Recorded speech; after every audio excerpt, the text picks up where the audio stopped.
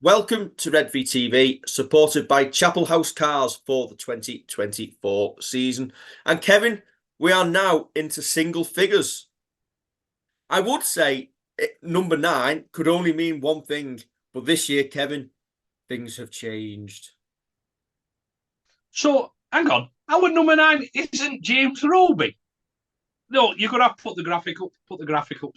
Let's have a look. Who is it? Who is it? Of course, it's Daryl Clark.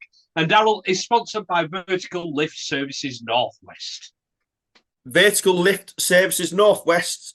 Their goal is to provide clients with reliable lift installations, maintenance and servicing that'll ensure long-lasting stability and safety. Conducting first-class lift installations, Vertical Lift Services Northwest have completed countless projects to the highest standards. And Kevin, we will be hoping that with our new number 9, we do have plenty more ups than downs. Absolutely. And you know what? Little bit of a nod to the previous incumbent of the number 9 shirts. But on Sunday, Daryl Clark did what? About half an hour and showed what he is going to bring to this Saints team next year. He just looks sharp from dummy half. He obviously scored a long-range try, and not to get carried away too much, looks like a good replacement for the greatest of all time. Yes, James Roby, the greatest of all time, as we've always said, but was coming towards the end last season.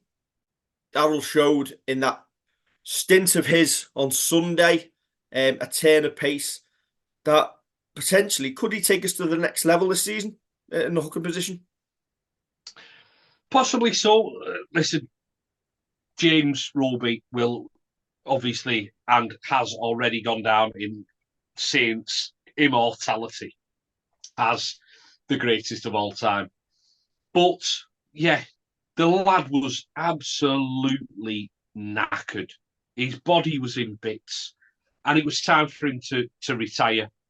A little bit surprised maybe that he didn't go the year before, but he Glad led he us never. to I'm glad he never. He led us to the World Club Challenge, and it was just his time to step back. We saw him on Sunday, and he looked like he had a Ready Breck style glow, didn't he?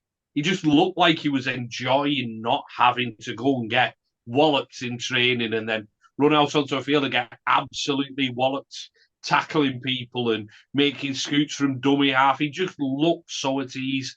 But this is about Daryl Clark. And Daryl has still got years left in him. And he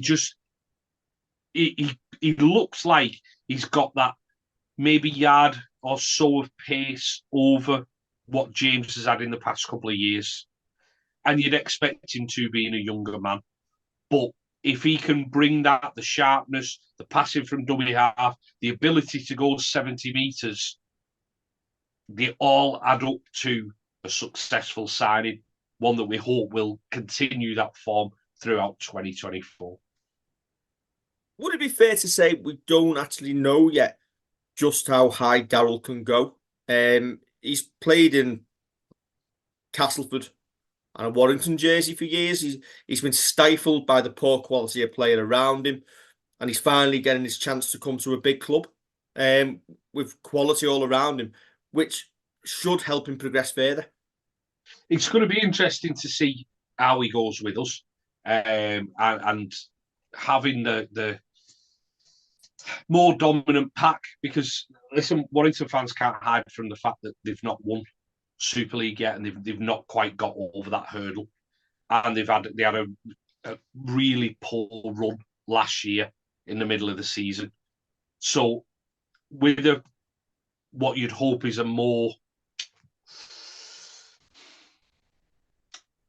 pack that is going to keep performing, more consistent pack. That's what I'm trying to say. If he's with a more consistent Kev. What's that? Warrington's with a consistent pack. Well, with a more consistently poor front foot pack, you'd hope that it'd be, and the backs outside who are going to finish tries, you'd be hoping that his game will take that step up again and that was just the starter that we saw against Salford. Yeah, you almost feel that somebody like Daryl Clark would have been in a Saints jersey many years ago if it hadn't been for having James Roby. Yeah, So he's had to bide his time to get the opportunity, and you feel that now he's here, he's going to fully grasp it. And I think working in tandem with Moses and Bay as well, I think they're going to dovetail each other quite well. I do. I think there seems to be plenty of energy there and plenty of what I'm going to call game smart there as well. Moses obviously can play a bit more in the backs. So half back, he's played a bit of centre, played a bit of full back. Daryl more your usual hooker, maybe a bit of loose forward like James Roby did. So it may well be that it's horses for courses, and we see Daryl sat down and Moses started some games. Probably, I think, as happened against Salford, Daryl will start the games and Moses will come on from the bench. It just harks back, and I'm not going to compare the two of them to Cunningham and Roby, but it harks back to that when we had two slightly different hookers, massively different hookers at times. But both did a job, both came on, both knew their role. And that, as I say, it's exciting. Nobody's saying it's going to work perfectly. Nobody's going to say it's 100% going to work at all. But it's very exciting as we go into the season. I want to say that I want, and I'm going to rob a line that you like to use. I want Daryl Clark to be the best Daryl Clark. Yeah. I don't want our fans to be trying to comparing him to prime James Roby, because you're setting yourself a standard there that is going to be very, very difficult to come near, never mind achieve.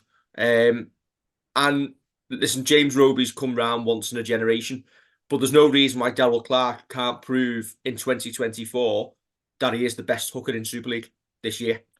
Yeah, exactly. It's I don't think people will. I think people realise that James Roby is kind of transcends trying to compare people. And I think they will give Clark his chance of being just Daryl Clark. So anyway. Yeah. Right. That is another one of our hopefully starting lineup done and dusted, Kevin.